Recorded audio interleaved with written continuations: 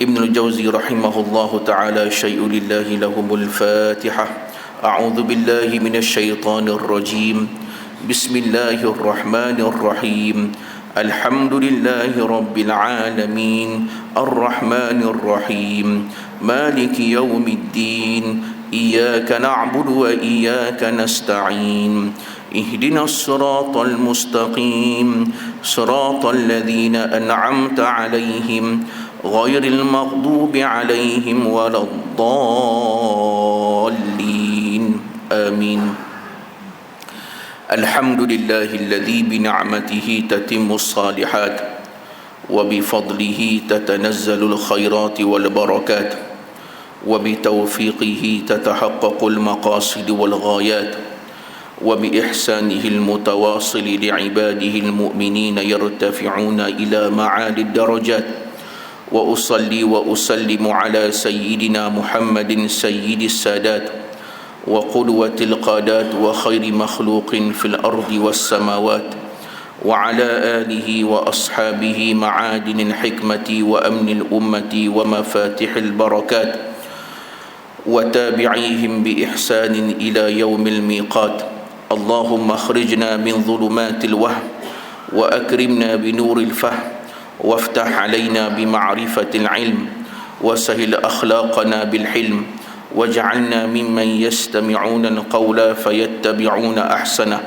رب يسر وأعن يا كريم وافتح بالحق وأنت الفتاه العليم.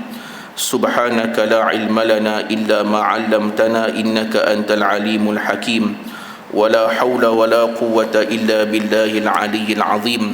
آمين ثم أما بعد. Hadirin muslimin dan muslimat yang dirahmati Allah Subhanahu wa taala. Alhamdulillah, kita bersyukur pada Allah Subhanahu wa taala. Pada malam ini kita menyambung bacaan kita daripada kitab, iaitu kitab yang bertajuk Talbisu Iblis, Belitan Tipu Daya Iblis, yang dikarang oleh pengarangnya iaitu Syekh Al-Imam Ibn Al-Jawzi rahimahullahu ta'ala, yang mana kita pada malam ini akan menyambung bacaan kita daripada muka surat 15. Betul? Syarah dia. Betul ya? Sebab ni saya guna kitab orang lain ni, bukan kitab saya. Jadi saya tak buat kitab datang daripada balik pulau tadi. Saya tolak awal sikit. Saya ingatkan awal boleh sampai awal kan. 5.30 tadi rupanya jalan jam. Dia sebut keluar awal 2 jam baru sampai. Nak sampai sini. Jadi kita berhenti pada syarah dan tahqiq. Betul? Betul ke no? Sebab sini dalam kertas buku Haji Ramli ni bulan 6 kan, bulan 7 ada kan kuliah kan. Baik. Kata musannif rahimahullahu ta'ala, qala al-musannifu rahimahullahu ta'ala, wa nafa'ana bihi wa bi'ulumi masyayikhina fid daraini amin. Imam Al-Jawzi telah menyenaraikan beberapa nama anak iblis, ataupun anak iblis maksudnya nama syaitan. Setiap satunya mempunyai tugasan mereka yang tersendiri, dan yang pastinya mereka mempunyai matlamat yang sama, iaitu menyesatkan anak-anak Nabi Adam.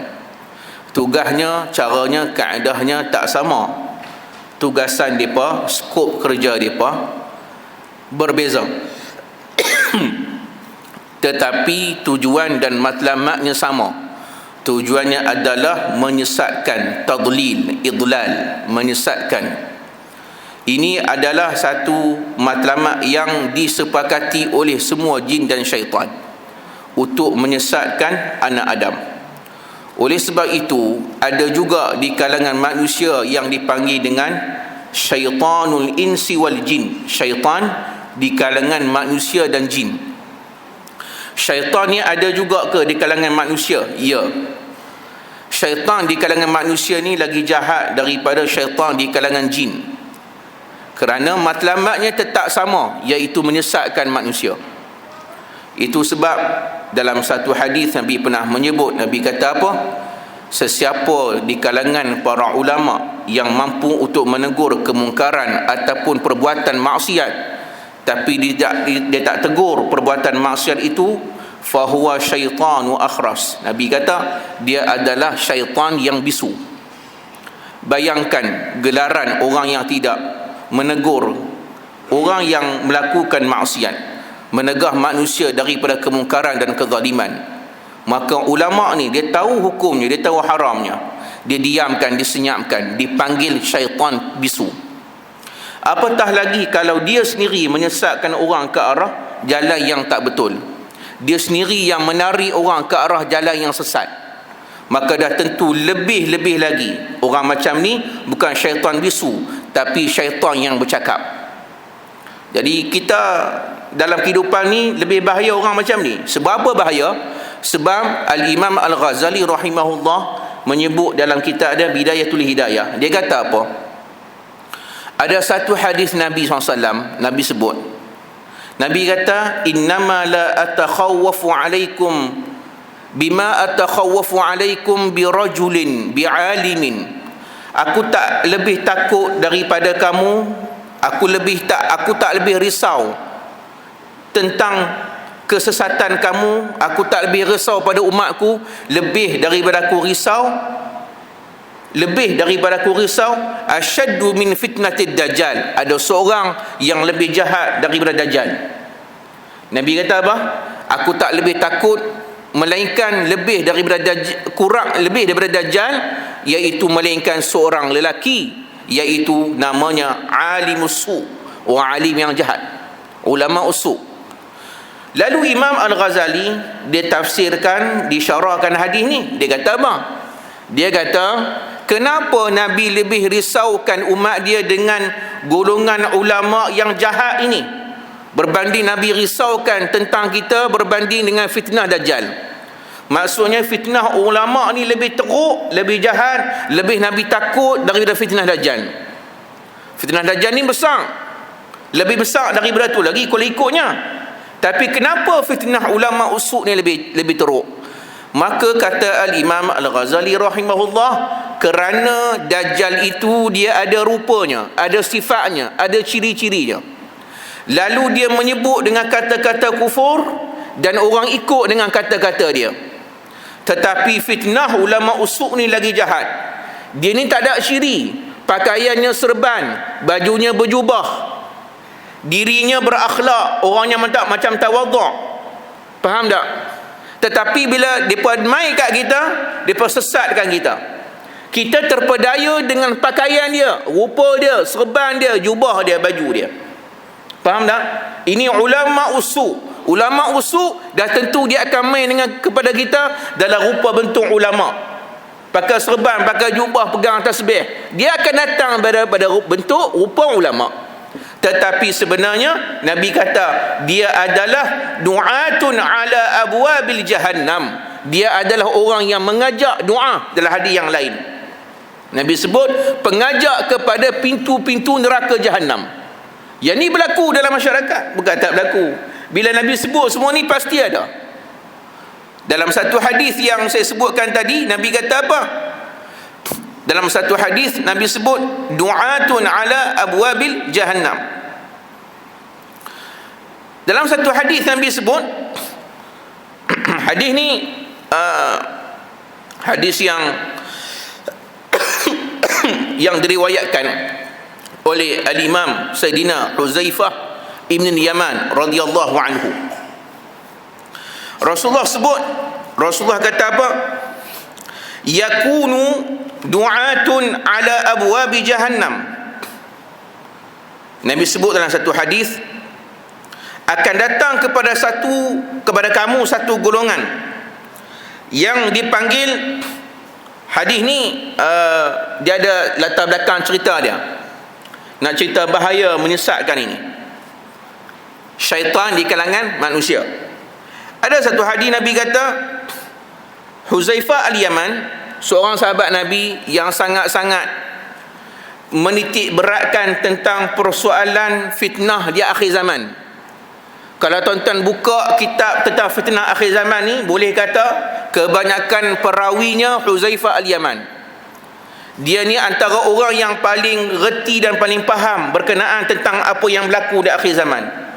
Selalu kalau dijumpa Nabi, kalau ditanya soalan, dia tak tanya soalan lain, fiqah ke tauhid ke tak. Dia akan tanya soalan berkenaan tentang fitnah akhir zaman.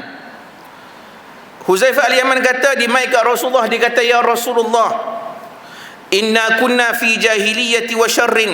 Dia kata, ya Rasulullah, dia kata, kana an-nasu yas'aluna Rasulullah sallallahu alaihi wasallam 'anil khair.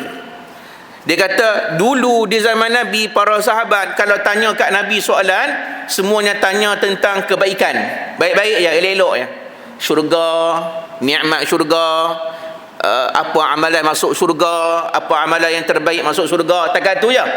Sahabat suka tanya soalan tu. Wa kuntu as'aluhu 'ani syarr makhafatan an yudrikani. Tetapi kalau aku ni lain sikit. Huzaifah Al-Yaman kata, tapi kalau aku tak sama. Aku kalau tanya kat Nabi, aku akan tanya tentang soalan berkenaan tentang bala, musibah, fitnah, apa yang akan berlaku di masa akan datang. Kerana aku takut aku termasuk daripada golongan itu. Itu kata Huzaifah. Maka aku tanya kat Nabi, ya Rasulullah, wahai Rasulullah, kami ni semua kunna fi jahiliyatin wa syarrin. Dulu kami ni sebelum masuk Islam, kami berada dalam kegelapan jahiliyah dan kejahatan, dosa, maksiat banyak. Faja'ana Allahu bihadzal khair. Tiba-tiba Allah bawakan kami petunjuk hidayah, Rasul diutuskan kepada kami dan kebaikan. Alhamdulillah lah. Okeylah kan? Fahal ba'da dzalikal khairi min syarr? Dia tanya kat Nabi, ya Rasulullah, adakah lepas daripada kebaikan yang kami dapat ni, nikmat Islam kami dapat ni, nikmat Rasul yang kami dapat, Quran yang turun, semua ni lah nikmat yang ada ni, adakah datang lepas tu pula kejahatan yang lain? Datang kebaikan, lepas tu datang balik benda yang jahat, benda yang buruk, tak elok, fitnah. Maka kata Nabi SAW, qala na'am. Nabi kata, ya, ada. Lepas kebaikan ni, lepas kita dapat nikmat Islam, kita akan dapat satu nikmat, kita akan dapat musibah lain pula mai. Maka kata Rasul tu, kata dia, wahal ba'da dzalika syarri min khair. Adakah setelah kejahatan yang nak mai ni ada kebaikan pula lepas tu? Maka kata Nabi, qala na'am. Nabi kata, ya, wa fihi dakhanun. Waktu itu ada berlakunya namanya dakhan. Dakhan ni apa? Maka kata Huzaifah, dia kata, ya Rasulullah, wa ma dakhnu. Apa dia tu dakhan? Di akhir zaman ni berlaku satu fenomena fitnah namanya dakhan. Dakhan ni kalau dalam bahasa Arab maksudnya asap. Asap yang gelap. Saya nak sebut asap. Kenapa Nabi panggil fitnah ni fitnah seperti asap? Kita tengok siapa yang dimaksudkan. Nabi kata, qaumun yahduna bi ghairi hadi ta'rifu minhum wa tunkir. Nabi kata, dakhan itu adalah satu kaum yang memegang hidayah, berhidayah, yang memegang petunjuk selain daripada petunjuk aku. Dia tak pegang petunjuk Allah, Quran, hadis, tapi dia pakai petunjuk lain selain daripada Allah. Ta'rifu minhum wa tunkir. Depa tahu benda tu salah, tapi depa tak terima. Nampak tak? Depa tahu benda tu salah, tapi depa terima benda tu. Depa tahu benda tu betul, tapi depa tolak. Dua benda. Ta'rifu minhum wa tunkir. Depa tahu benda tu betul, tapi depa tolak. Yang depa pegang tu pula salah, tapi depa pegang. Depa percaya tu betul. Ini kita panggil apa? Qaumun yahduna bi ghairi hadi. Dia panggil dakhan. Kemudian kata Nabi, kata Huzaifah, ya Rasulullah, setelah daripada itu ada tak lagi musibah, bala yang datang setelah daripada itu? Kata Rasulullah, ada lagi satu lagi penyakit. Penyakit pertama, yang betul dikatakan benar, yang benar dikatakan betul. Yang penyakit kedua ni pula, Nabi SAW sebut, Nabi kata, na'am, akan datang satu golongan. Nabi kata, du'atun ala abwabi jahannam. Penyeru, pengarah, menyuruh kita ke arah pintu-pintu neraka jahannam. Ada di akhir zaman orang ajak kita pergi ke pintu neraka Jahannam. Ini kita panggil tugas syaitan. Syaitan tugas dia sama, sebiji macam ni. Tapi dalam hadis ini bukan syaitan Nabi maksudkan. Syaitan tu memang kerja dia daripada dulu lagi. Tapi yang ni bukan orang tu, bukan syaitan, tapi manusia. Man ajabahum ilaiha qazafuhu fiha. Nak lagi teruk lagi, doa ini, pendakwa pengajar ni ke arah pintu neraka Jahannam. Kalau kamu terima sahut ikut cakap depa akan pegang kamu, depa campak boh dalam api neraka. Kamu ikut cakap puak-puak yang ulama usuk ni, yang saya maksudkan ni, maksudnya ulama usuk ni, depa pegang kamu, depa ajak kamu campak masuk dalam api neraka. Qultu ya Rasulullah, dia kata ya Rasulullah, sifhum lana, boleh tak cerita kat kami sifat-sifat ciri-ciri orang tu? Maka Nabi kata, hum min jildatina wa yatakallamuna bi alsinatina. Nabi kata apa? Orang ni, golongan ini yang ajak kamu ke neraka Jahannam ni adalah ciri yang pertama min jildatina, daripada kulit dan bangsa kita sendiri. Jildah ni maksudnya kulit kita, maksudnya sama macam kita. Wa yatakallamuna bi alsinatina, bercakap pun macam cakap kita. Kalau kita maksud dalam hadis ni adalah orang Arab lah, orang bangsa Arab bercakap pun cakap Arab. Itu kata Nabi SAW. Kemudian Nabi sebut yang tu saja ciri-ciri dia. Nabi tak sebut lebih. Dia kata apa ciri orang tu yang kamu ikut dia masuk api neraka Jahannam. Nabi kata orang macam ni, orang macam tu adalah orang bangsa kamu juga, bukan bangsa asing. Bukan bangsa asing. Maksudnya ada sebahagian guru saya kata apa? Islam ni dia akan berkembang dengan orang yang selain daripada Arab. Berkembangnya Islam ni selain daripada Arab. Adapun orang Arab setelah kematian Nabi, wafatnya Nabi, kematian Khulafa ar-Rashidin, datang lepas tu tabi'in, ada lagi orang Arab, ulama-ulama mujtahid, tapi lepas daripada tu kebanyakannya adalah orang Ajam, bukan orang Arab. Orang Ajam lah, Ajam ni lawan Arab. Ajam ni selain daripada orang Arab lah. Macam kita orang Melayu, orang Ajam lah kita ni, Ajam. Orang Parsi, orang Ajam. Kalau kita tengok sejarah ulama-ulama ahli sunnah wal jamaah, contohnya hadis yang dikumpulkan, hadis-hadis Nabi, Imam Al-Bukhari, Imam Muslim, Abu Dawud, Al-Imam An-Nasai, Al-Imam Ibn Majah, Al-Imam At-Tirmizi, ni kita panggil Sunan Sittah. Kalau tuan-tuan tengok semua ulama yang meriwayatkan hadis daripada Sunan Sittah, cukuplah Sunan Sittah tu. Kalau nak cerita banyak lagi banyaklah, ada lagi Musnad dan sebagainya, masanid. Tapi yang Sunan Sittah tu, Sahih Bukhari yang 6 tu, semua kalau tuan-tuan perhati tengok, daripada Imam Bukharinya, Imam Muslimnya, Abu Daudnya sampai Ibn Majah, semuanya bukan Arab. Semuanya bukan Arab. Betul tak? Ya, bukan Arab. Mereka adalah bangsa Parsi. Kalau tuan-tuan tengok Al-Imam Al-Bukhari, Muhammad bin Ismail Al-Bukhari bin Bardizbah. Bardizbah tu Parsi. Imam Al-Bukhari pula, dia lahir di mana? Di Bukhara. Mana Bukhara hari ni? Di Uzbekistan. Sampai hari ni orang Uzbek boleh cakap Melayu tak? Cakap Melayu pula dah. Cakap Arab boleh tak? Cakap Melayu tak? Lagi tak boleh dah. Tak boleh cakap Arab tak? Tak boleh. Dia pun bukan bangsa tu, bukan bangsa Arab. Al-Imam Muslim Hajjaj, Ibn Hajjaj, dia orang mana? Dia anak murid Imam Bukhari, duduk di sana juga, keturunan Parsi tu juga. Main lagi Al-Imam Abu Daud As-Sijistani. Sijistan bukan main daripada Arab. Sijistan tu bahagian daripada, saya tak ingat kat mana tempat dia, tapi bahagian ujung-ujung tu lah, kawasan Uzbek, Tajikistan gitulah. Dulu sana ni adalah tempat perkembangan ilmu dunia yang besar dalam ilmu hadis. Imam Abu Daud bukan orang Arab. Al-Imam An-Nasai bukan orang Arab. Imam Tirmizi daripada kota Turmuz di mana? Sebelah daripada Bukhara. tempat lahirnya Imam Bukhari. Imam Tirmizi belajar dengan Imam Bukhari. Imam Tirmizi anak murid Imam Bukhari. Jadi tuan-tuan, semuanya 6 ulama ni bukan ulama hadis. Yang mengembangkan Islam sampai kepada kita hari ini hadis-hadis bukan di tangan ulama Arab. Bukan di kalangan bangsa Arab. Bangsa Arab tu yang Nabi kata apa? Depa ni bangsa Arab yang ada golongan apa? Mu'tazilah, Jahmiyah. Ini bangsa Arab yang menyesatkan orang. Nabi habaq ni betul tak? Betul. Tu kena bangga. Tuan-tuan, orang yang paling alim dalam bidang nahu. Nahu ni berkaitan tata bahasa Arab lah. Dan tentulah orang Arab, betul tak? Salah. Orang yang paling alim dan paling yang pertama sekali yang menyusun kaedah-kaedah nahu bukan orang Arab, iaitu namanya Sibawayh. Sibawayh itu bukan orang Arab.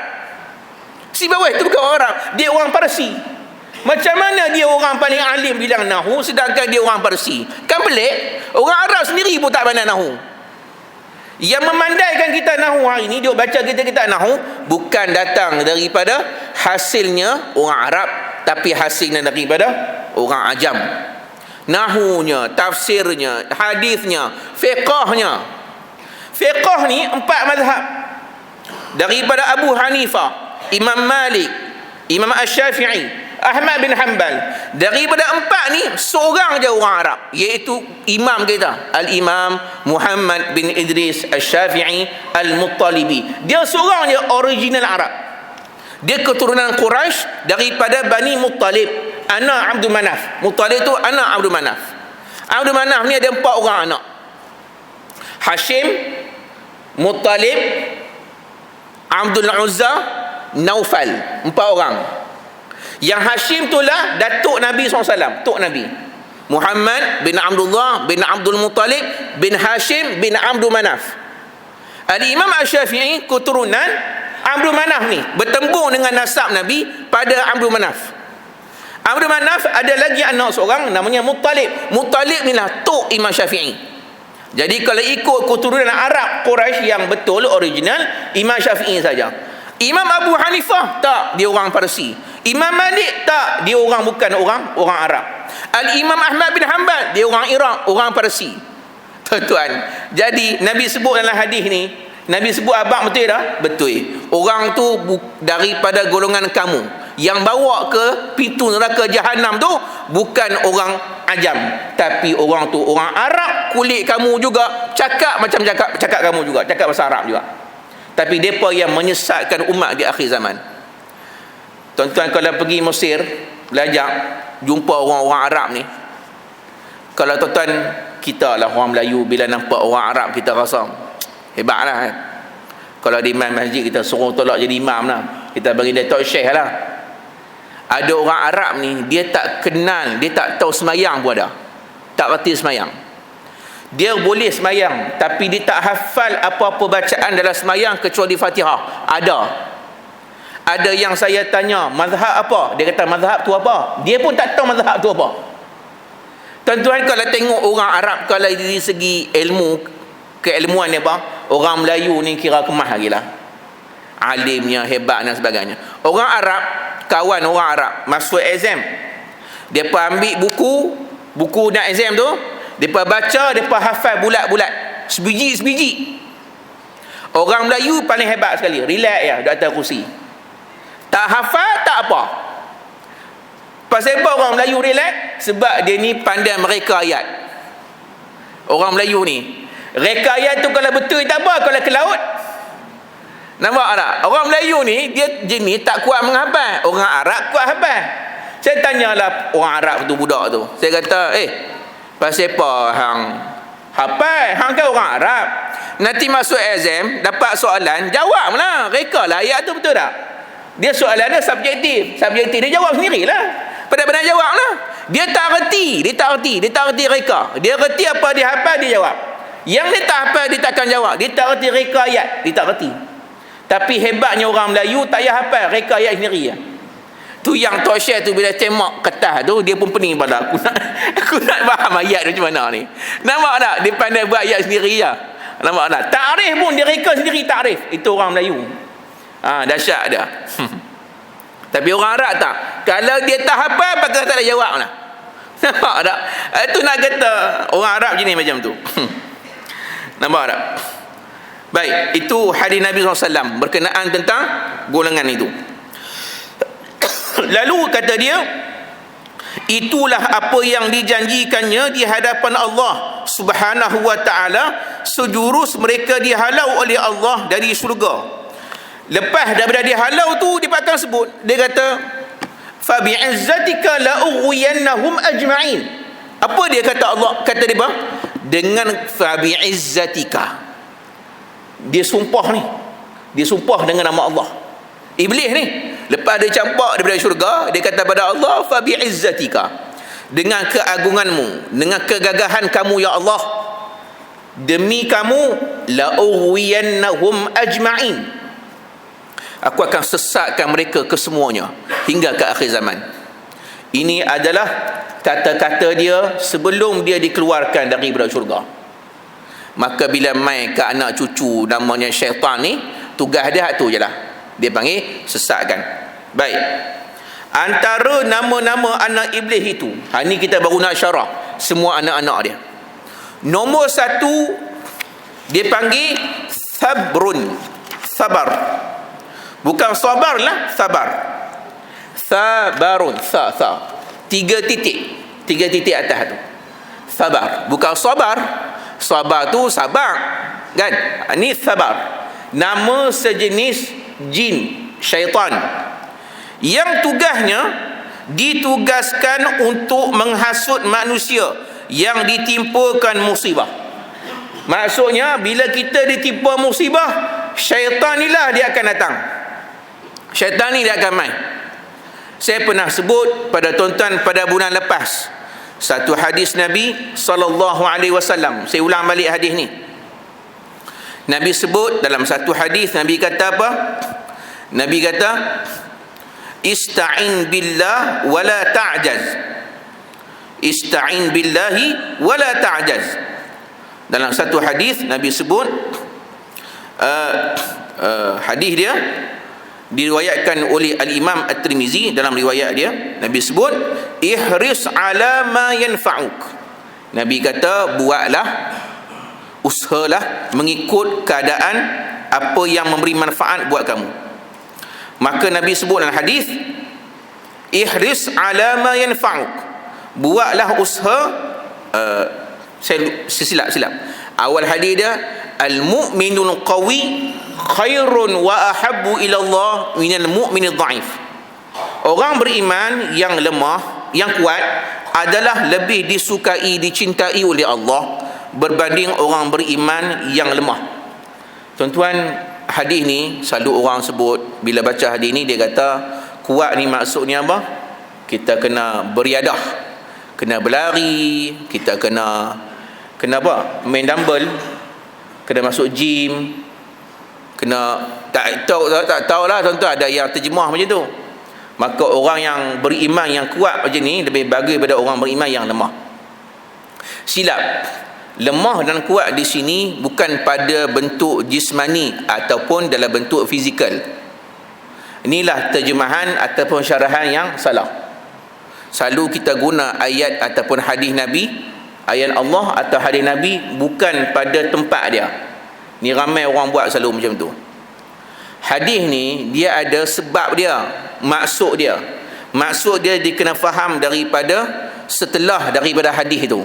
Maksudnya hadis ni tak boleh baca pangkai awal saja, stop takat tu. Dia kena baca sampai habis. Apa dia sampai habis ni? Kita tengok lepas ni. Wa fi kulli khairin, dan pada setiap kebaikan. Maksud dia, orang beriman yang kuat lebih baik disukai oleh Allah berbanding orang beriman yang lemah dalam setiap perkara kebaikan.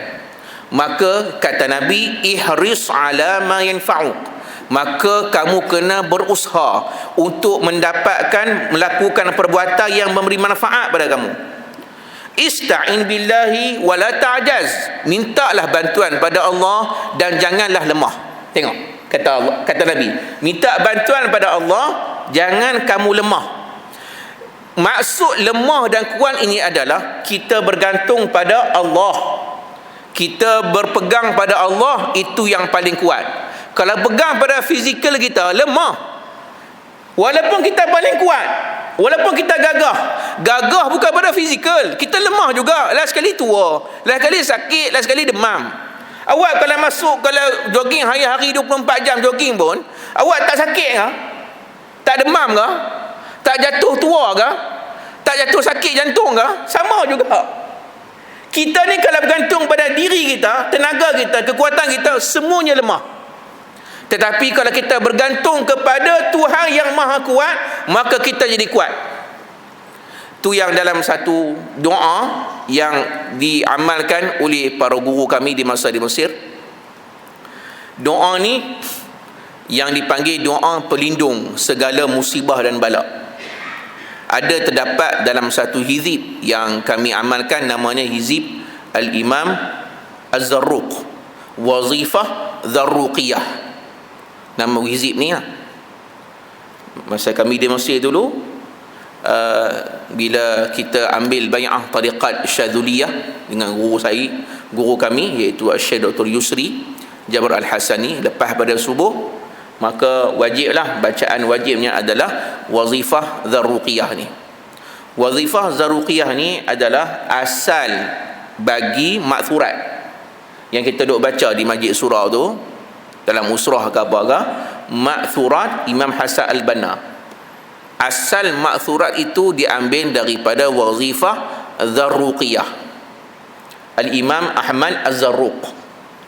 Dalam Wazifah Zarruqiyah itu ada satu zikir, tapi tak ada dalam maksurat, dibuang daripada maksurat. Maksurat tu dah diolah, dah disusun, dibuang, ditambah oleh Syekh Imam Hasan Al-Banna. Tetapi asal maksurat adalah Wazifah Zarruqiyah. Kenapa? Kerana Imam Hasan Al-Banna adalah orang yang memegang ataupun mengambil bai'ah tariqat Syadzuliyah Husafiyah. Dia ni adalah orang yang berpegang tariqat. Tuan-tuan ingat, pegang tariqat ni sesat ke? Imam Hasan Al-Banna pun pegang tariqat. Dia juga berbai'ah tariqat. Bai'ah tariqat ni maksud dia adalah mengikut jalan guru dalam tariqat, perjalanan tasawuf, zikir, amalan dan sebagainya. Kalau kita ambil satu tariqat, kita ambil zikir dia, yang paling utama sekali zikir dia lah. Tarbiyah guru tu satu, zikir yang tok guru tu bagi satu. Jadi kita kena mulazamah lah dengan tu sampailah bila-bila. Jadi Syekh Imam Hasan Al-Banna ada seorang guru dia, namanya Syekh Abdul Wahab Al-Husafi. Al-Husafi ni adalah tariqat Syadzuliyah. Dia adalah syekh tariqah bagi tariqat Syadzuliyah Husafiyah di Mesir. Kemudian ayah Imam Hasan Al-Banna juga ulama. Ayah dia ulama juga. Ayah dia namanya Al-Imam Muhammad Al-Banna As-Sa'ati. Ayah dia nama Muhammad Al-Banna As-Sa'ati. Ulama besar dalam bidang hadis.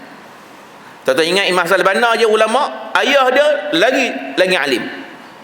Ayah dia ada mensyarahkan Musnad Imam Ahmad bin Hanbal, besar. Mensyarahkan hadis. Musnad Ahmad bin Hanbal tu ada hampir dekat 30,000 buah hadis.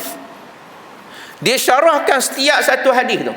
Ini ayah dia Muhammad Al-Banna As-Sa'ati. As-Sa'ati tu maksudnya tukang buat jam. Sebab ayah dia mengajak tak ambil duit.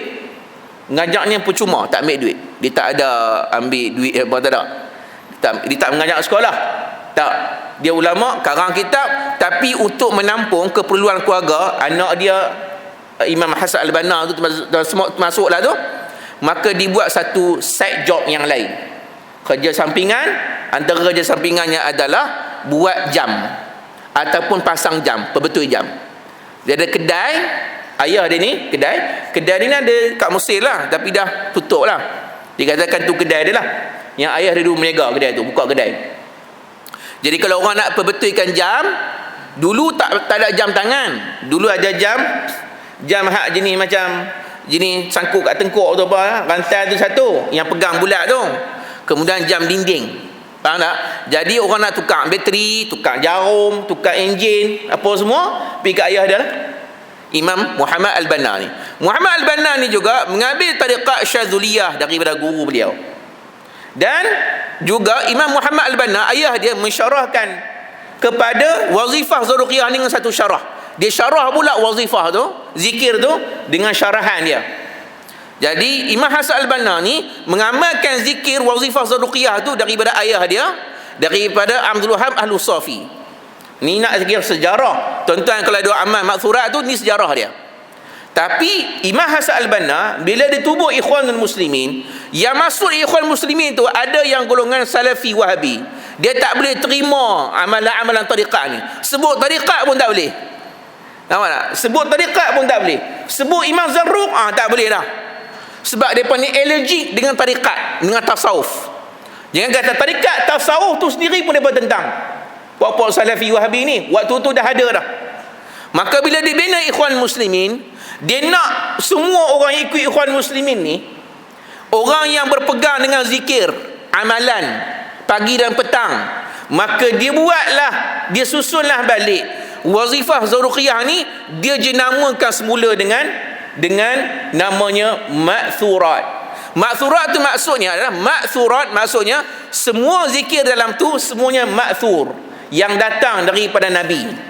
Jadi bila puak-puak ni masuk dia ikhwan, dengar ni zikir Nabi, zikir Rasulullah, jadi mereka seronok lah. Padahal yang tu juga adalah wazifah Zaruqiyah, zikir Nabi juga semua zikir Nabi belaka. Nampak tak? Tapi kita ni dihalang dengan sebab sesuatu. Sebab tariqat kita kata sesat. Padahal apa dia amal tu semua ada dalil belaka. Nampak tak? Ni yang berlaku zaman hari ni. Mereka menentang satu benda yang mereka tak kenal. Puak-puak ni lah. Imam Hasan Al-Banna buatlah maksurat. Dalam zikir wazifah Zaruqiyah tu ada satu zikir. Apa dia? Tahassantu bidzil izzati wal jabarut wa'tasamtu bi rabbil malakut wa tawakkaltu 'alal hayy alladhi la yamut isrif 'anil adha isrif 'anil adha isrif 'anil adha innaka 'ala kulli syai'in qadir. Yang ni adalah salah satu zikir yang mendinding kita daripada apa jua musibah. Disebut oleh guru kami Syiratul Yusri, bila waktu Covid hari tu, orang tanya dia, apa amalan kita sewaktu Covid ni nak elak daripada penyakit Covid dan sebagainya. Itu dululah. Lah ni tak ada lah kono. Kita tak dengar pun. Macam biasa lah no. Jadi dia kata apa? Dia kata tak payah banyak-banyak nak baca amalan. Dia kata buka wazifah Zaruqiyah, amalkan zikir tu. Tahassantu, aku berlindung. Dalam zikir ni juga semualah ada semua belaka. Tahassantu, aku berlindung. Tahassantu ni maksudnya kita duduk dalam kubu perlindungan Allah Ta'ala. Dalam amalan seorang yang merawat ke, yang perubat Islam ke, dia mesti kena ada amalan pendinding dan juga kubu, supaya dia tak boleh diserang dengan mudah oleh sihir. Kalau kita nak berubat orang, kita pula kena sihir pula dengan orang tu, tak boleh modal tuan-tuan. Tak boleh modal. Dalam perubatan Islam ni, kalau kita tak ada peninding, maka kita akan jadi mangsa kepada sihir. Tahassantu bidzil izzati wal jabarut, dengan Tuhan yang mempunyai kekuatan dan juga kegagahan. Tahassantu bidzil izzati wal jabarut wa'tasamtu, aku berpegang. Tu dia kata nak berpegang dengan kuat tu. Wa'tasamtu bi rabbil mulki wal malakut, dengan Tuhan kerajaan yang ada ni dan alam yang malakut, yang duduk di alam 7 lapis bumi ni. Mulk maksud kerajaan dunia ni, malakut kerajaan langit. Kerajaan langit bukannya ayah pen ya, silap faham. Malakut ni kerajaan belah langit lah, malakut, alam al-malakut. Wa'tasamtu bi rabbil malakut wa tawakkaltu 'alal hayy alladhi la yamut, aku juga bertawakal, menyerahkan urusan aku kepada Tuhan yang hidup dan takkan mati. Maka lepas kita buat tiga-tiga ni, baca tiga zikir ni, kita doa pada Allah, isrif 'anil adha, ulang 3 kali. Isrif 'anil adha, isrif 'anil adha, ya Allah jauhilah, engkau tolaklah segala musibah, bala dan kejahatan kepada aku. 3 kali kita minta, isrif, jauhlah ya Allah segala bala musibah, innaka ala kulli syai'in qadir, sesungguhnya kamulah mampu melaksanakan di atas setiap sesuatu. Maksudnya zikir ini daripada Nabi pesan. Nabi kata apa? Wasta'in billah, mintalah bantuan pada Allah, dan janganlah wala ta'jaz, jangan lemah. Jangan lemah maksudnya jangan minta bantuan pada yang lemah, minta bantuan pada yang gagah dan kuat. Jadi maksud hadis tadi, orang beriman yang kuat lebih baik daripada orang beriman yang lemah. Bukan maksud kuat badan, jasad, pandai berjoging, pandai jaga badan ni fit. Bukan yang tu. Siapa guna kepada makna itu, jawapannya salah, syarahan yang terpesong jauh.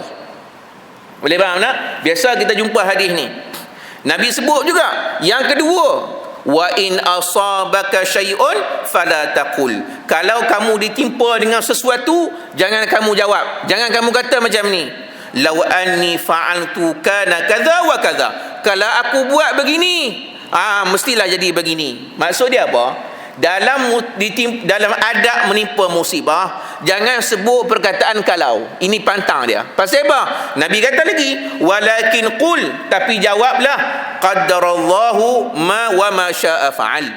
Qadarullah wa ma syaa fa'al. Sebut macam tu. Takdir Allah, apa yang Allah Taala nak berlaku-berlakulah. Nak kata apa? Takdir dah berlaku dah. Kerana Nabi kata kalau fa inna lau, kerana kalimah kalau, bahasa Arab panggil lau, Melayu panggil kalau. Kita kalau ditimpa musibah apa-apa, kan, kadang-kadang kita tak nak kata apa. Tuan-tuan, kalau ada anak kecil ni kalau dah umur setahun dah boleh berjalan, macam anak saya dah boleh berjalan, kalau dia berjalan, kita pergi expo, kita jaga anak, isteri masuk semayang, kena gilir-gilir tak boleh biar dia, kena gilir. Semayang pun kena gilir. Tak boleh semayang, tak ada semayang jemaah. Itu baru seorang anak. Kalau ramai tak tahu. Ramai tak tahu, itu baru seorang. Kita pergi kat expo. Expo macam tuan-tuan duk tengok orang duk pergi expo tu kan. Kan ada tempat mainan, ada kereta mainan bateri bergerak, lampu-lampu. Budak-budak ni kalau nampak lampu tu, ya Allah, dia punya seronok. Kita ni dah habis makan, dah bagi dia makan, nak buang sampah, buang sampah. Tarik dia, bagi dia berjalan duduk sebelah, toleh-toleh belakang, hilang lah. Hilang lah. Tu nak kata apa? Jenuh cari satu expo, pergi mana pun tak tahu, kan? Rupanya pergi kat main kereta tu lah. Dalam hati kata, kalau anak, jangan kata macam tu. Kalau aku tak buang sampah tadi, biar atas meja. Jangan kata kalau, dah berlaku dah. Kalau aku tengok anakku tadi, jangan kata kalau. Banyak berlaku bila orang selalu sebut perkataan kalau ni. Kalau ni adalah satu kalimah yang dilarang dalam keadaan kita ditimpa musibah. Tak boleh sebut kalau. Sebelum berlaku kita boleh ambil langkah berjaga-jaga. Tapi kalau dah berlaku, jangan sebut kalau. Dah berlaku musibah, dah terlanggar, dah aksiden, dah mati, dah meninggal, dah terbakar, dah hilang, nak kata apa? Jangan kata kalau lah aku ambil tadi, kalau lah aku pegang tu, jangan sebut kalau dah, habis dah. Sekarang ni perbetul balik je. Kerana Nabi kata kalau selalu dan kerap sebut perkataan kalau, taftahu amal syaitan. Tengok, kita akan buka pintu kepada syaitan. Kalau ni adalah kalimah yang membuka pintu kepada syaitan. Macam syaitan ni lah. Siapa syaitan tu? Namanya sabar ni. Dia akan kacau kita waktu tu.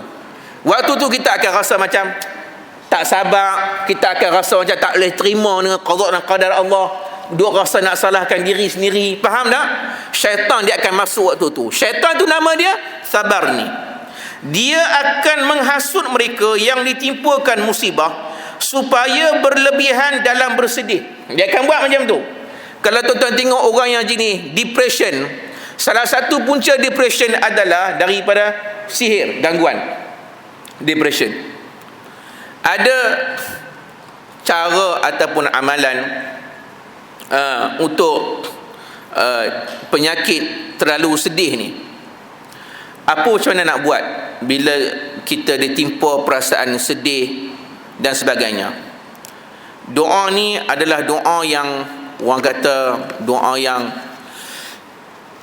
panjang, tapi kalau tuan-tuan baca dia, orang kata baca dia dalam keadaan kita sekali cukuplah seumur hidup kita sekurang-kurangnya. Tuan-tuan, kalau Allahumma salli ala Muhammad, kalau kita rasa macam sedih sangat, kita rasa macam hati kita rasa macam sedih, ada satu ketika Allahumma salli ala Muhammad, ada sedih ni, saya nak sebut ni, ada seorang ni, dia ni diubat kerana gangguannya adalah dipanggil gangguan sihir pemisah. Jadi sihir pemisah ni macam mana? Dia ni dah, kita panggil apa hari tu, dia dah bertunang. Kahwin ke bertunang, saya pun tak ingat lah. Tunang. Dia bertunang. Masa dia bertunang tu, dia bertunang dengan seorang lelaki. Kemudian ada seorang lelaki lain berkenan pada dia. Kemudian lelaki tu sihir dia. Macam mana lelaki tu sihir dia? Ni orang perempuan, ingat orang perempuan, dia lagi-lagi hak muda-muda. Asal maklum tak ada kot. Dia bagi pad yang ada darah haid. Dia bagi pad tu, yang digunakan oleh perempuan yang ada darah haid. Dia bagi kat lelaki tu. Gamaknya kena pukau ke apa, wallahu a'lam, dia tak sedar. Pad yang ada darah haid ni boleh guna untuk sihir ke? Ya. Tuan-tuan, lagi-lagi kalau ada anak perempuan, kalau perempuan ni ada apa-apa di tubuh badannya, pad ke jangan buang merata-rata, lebih baik bakar. Kalau kita campak buang tong sampah, orang boleh lalu kat depan rumah, dia korek tong sampah kita, dia cari pad tu, dia boleh sihir. Jangan kata pad apa sahaja pada tubuh badan kita ni, rambut, bulu, badan, semua sekali lah, dia akan boleh guna. Kalau dia sihir menggunakan barang ataupun benda yang datang daripada kita, darah ke dan sebagainya, maka sihir ni kadang-kadang dia lebih kuat lagi daripada yang lain. Selagi mana dipegang barang tersebut, diguna benda tu, selagi itulah penyakit dia takkan hilang. Jadi bila dia kena sihir teruk sampai dia benci tengok tunang dan sebagainya, apa tanda dia? Tanda dia adalah tiba-tiba dia main perasaan sayu. Kalau bila tanya dia, ada tak rasa tiba-tiba rasa nak menangis, nak teriak tu, depression mana ni? Dia kata ya ada. Ya selalu. Tiba-tiba main rasa nak menangis, rasa nak sedih, duduk dalam bilik rasa nak teriak. Hal tu biasa berlaku.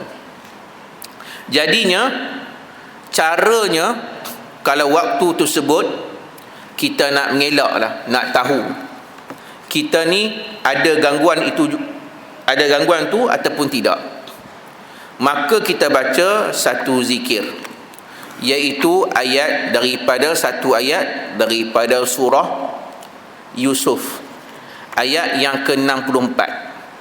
Surah Yusuf ayat yang ke-64. Dalam surah Yusuf ayat 64 ni, tuan-tuan baca sebelum tu silap 84 surah An-Nisa, 84 surah An-Nisa dan 64 surah Yusuf. Apa dia ayat dia? Ringkas aja. Wallahu ashaddu ba'san wa ashaddu tankila, fallahu khairun hafidha wa huwa arhamur rahimin. Baca ayat 84 surah An-Nisa. Wallahu ashaddu ba'san wa ashaddu tankila. Kemudian baca pula ayat lepas tu, fallahu, ayat 64 surah Yusuf. Jangan keliru nah. An-Nisa 84, surah Yusuf 64. Surah Yusuf 64, wallahu ashaddu ba'san wa ashaddu tankila. Wallahu asyaddu. Sila. Fallahu khairun hafiza wa huwa arhamur rahimin. Kita ulang dia sebanyak 7 kali. Kalaulah ada tanda, kalau kita ada tanda sihir, dia akan datang. Kalau tak ada tanda sihir, dia akan tenang. Wallahu asyaddu ba'san wa asyaddu tankila. Fallahu khairun hafiza wa huwa arhamur rahimin. Ya, surah An-Nisa 84, surah Yusuf 64. Tu cara untuk hilangkan perkara tersebut. Boleh nak? Kemudian yang keduanya, kita baca pula ayat ala bidzikrillahi tatmainnul qulub. Ulang dia 7 kali juga. Afdalnya ulang 7 kali. Ayat ini saya lupa dah ayat dia. Muka surat surah berapa? Surah apa ya?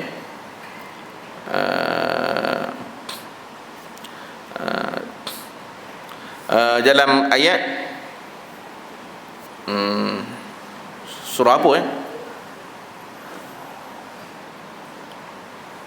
Baik, ya, daripada surah Ar-Ra'd ayat 28. Alladzina amanu wa tatma'innu qulubuhum bi dzikrillah. Baca ayat 28 surah Ar-Ra'd. Dalam Quran muka surat 252. Alladzina amanu wa tatma'innu qulubuhum bi dzikrillah ala bi dzikrillah tatma'innul qulub. Pegang tangan ni, letak kat dada, baca 7 kali. Ayat ni maksudnya adalah adapun orang-orang yang beriman itu hatinya itu tenang dalam berzikir pada Allah.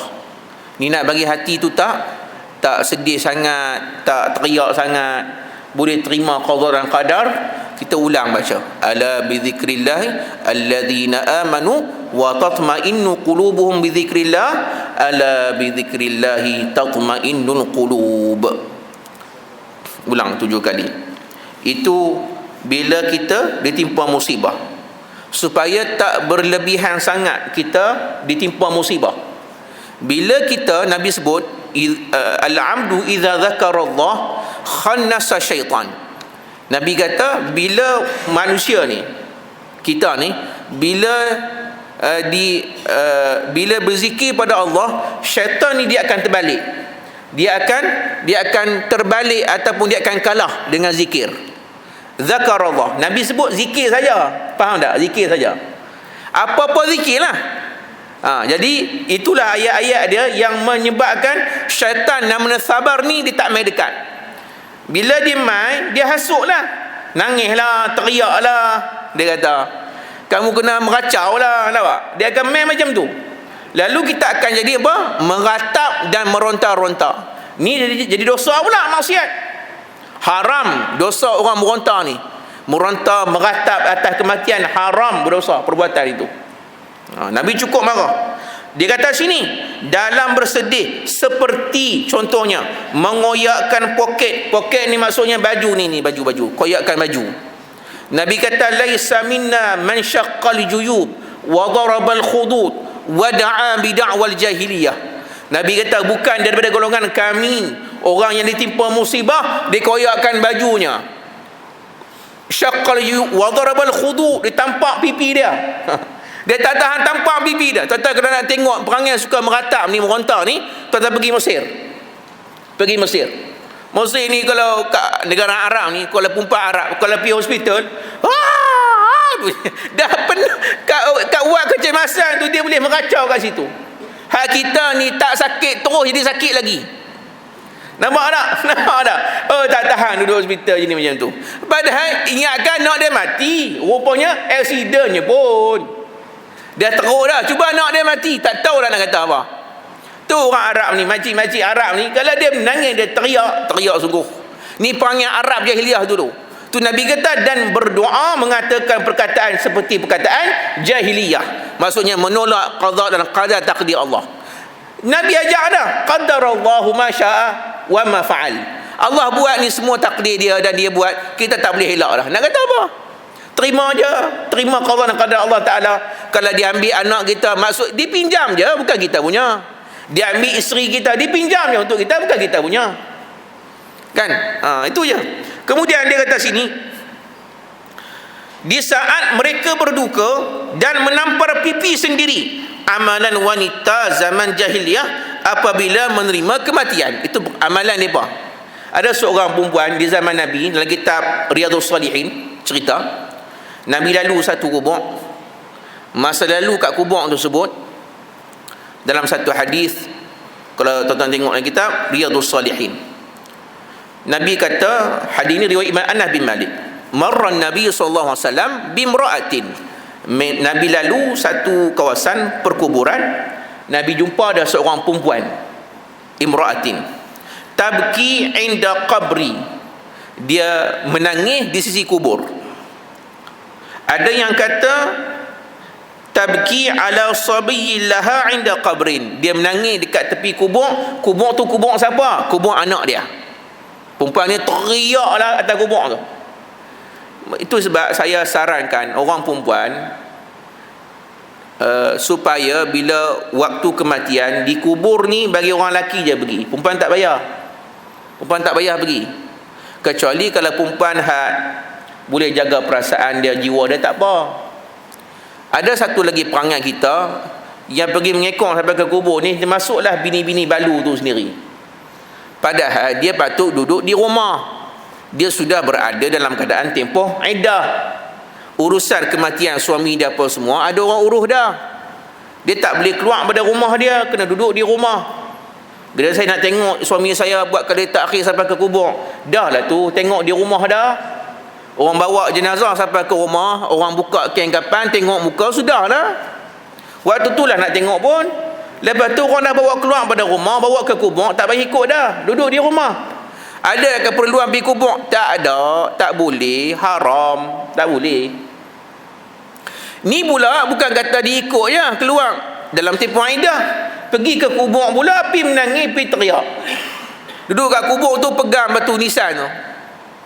Nampak tak? Tak boleh. Tu perbuatan meratak atas kematian. Nabi cukup marah.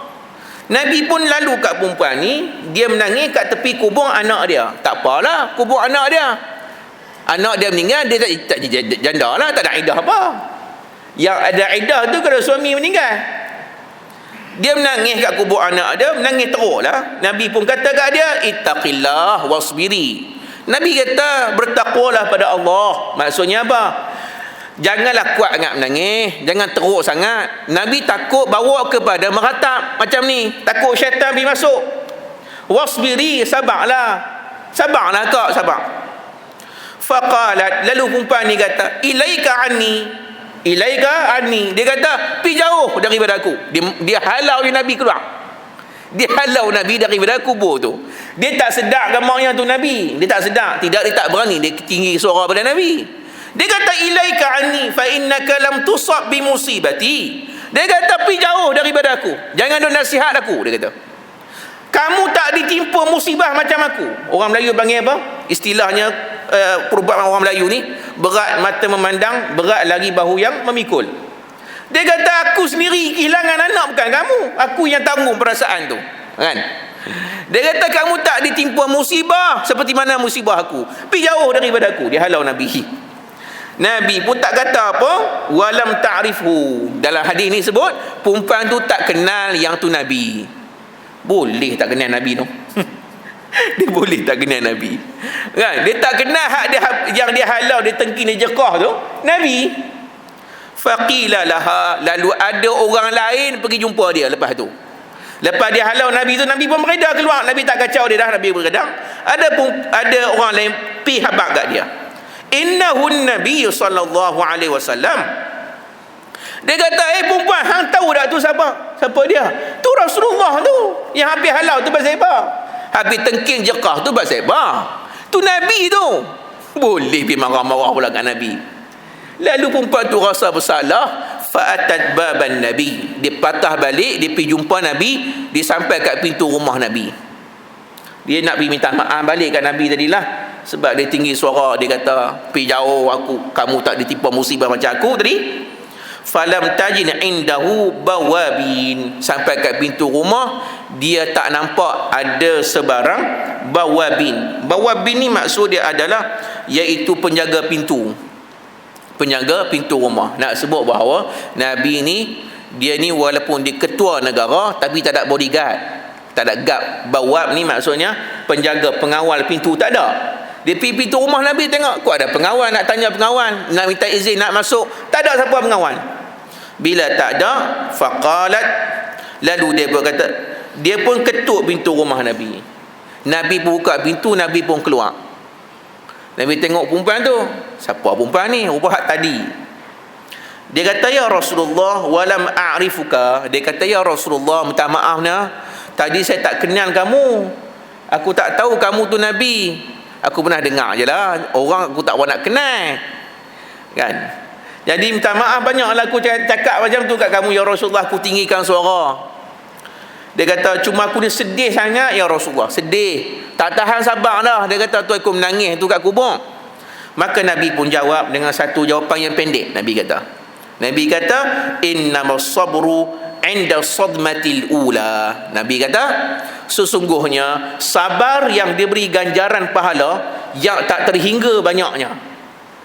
Kita ni nak dapat pahala sabar yang tak ada limit, pahala yang berlambak-lambak, tak tahu banyak mana, adalah ketika mana kita ditimpa musibah buat kali yang pertama.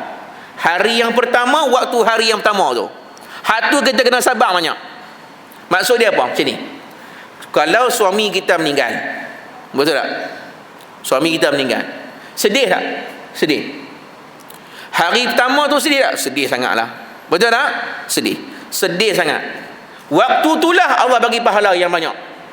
Sebab waktu tu kalau sabar, pahala banyak. Sebab waktu tu paling tinggi kesedihan kita, hari pertama.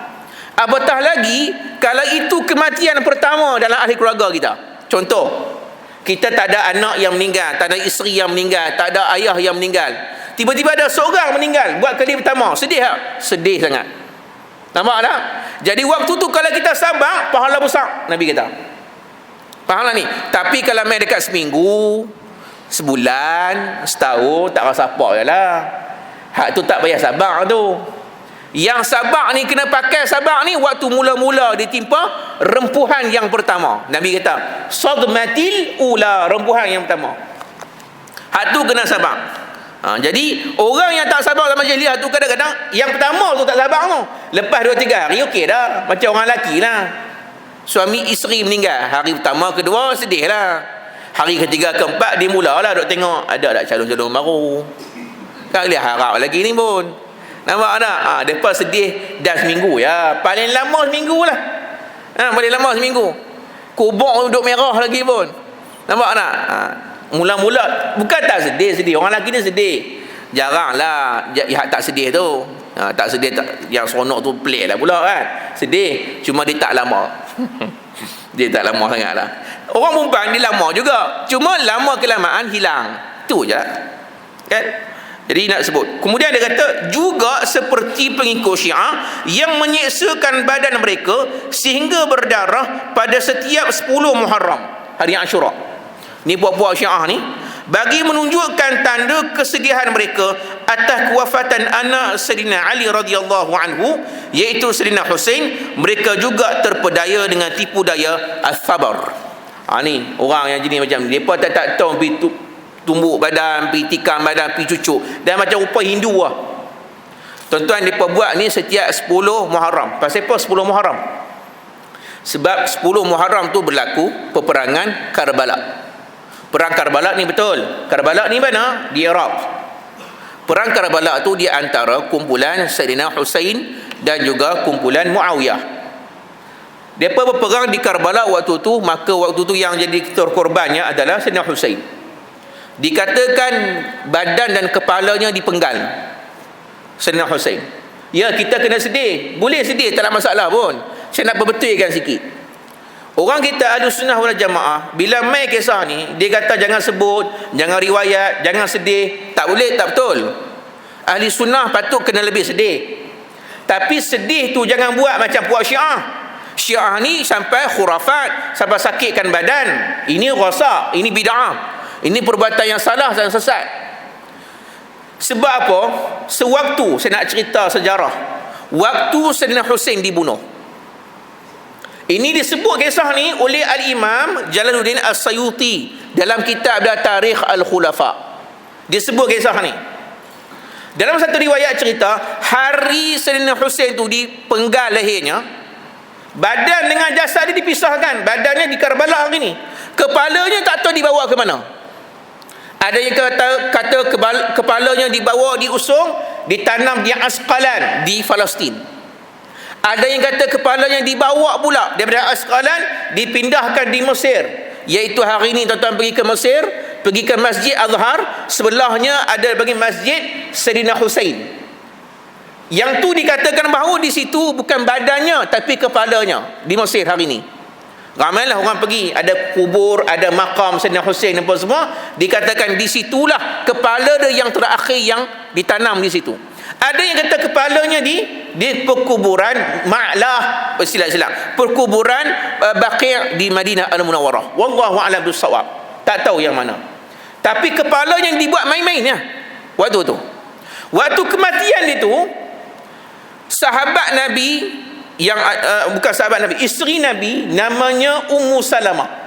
Ummu Salamah tu waktu tu dia ada dekat Madinah Al-Munawwarah. Hari dia dibunuh, Hasan Husain ni, dia mimpi dan ditidur. Ditidur, di mimpi. Masa dia tidur di mimpi itu, dia nampak Nabi dalam mimpi. Ni Imam As-Sayuti cerita. Dia bertemu dengan Rasulullah, isteri Nabi Ummu Salamah bermimpi jumpa Rasulullah dalam mimpi. Rasulullah tak ada, wafat dah. Waktu berlaku tu zaman setelah zaman Sayyidina Ali. Sayyidina Ali pun dah meninggal dah waktu tu. Ni zaman Khalifah Muawiyah. Dia nampak Nabi dalam mimpi tu ambil wa fi yadihi qaruratun. Dia ambil satu bekas kaca. Ambil bekas kaca ni kecil lah macam minyak wangi tu. Besar kaca minyak wangi tu, qarurah tu. Lalu dekat tanah tu ada tumpukan darah. Lalu Nabi ambil tanah tadi, Nabi isi dalam bekas tu. Isi kutip darah tu. Darah tu dikutip. Ummu Salamah kata, ya Rasulullah, sambil Nabi waktu tu menangis, berambur yang mata, menangis kutip darah. Kemudian Ummu Salamah kata, ya Rasulullah, kamu kutip darah siapa? Dia kata, ini darah cucu aku, kata dia. Waktu tu dia tak dapat berita lagi peristiwa kematian Sayyidina Husain tu. Waktu dia tak tahu lagi darah cucu yang mana satu cucu ni, mana satu. Sayyidina Hasan dibunuh juga. Sayyidina Hasan, abang Sayyidina Husain, dibunuh dengan diracun. Siapa yang racun dia?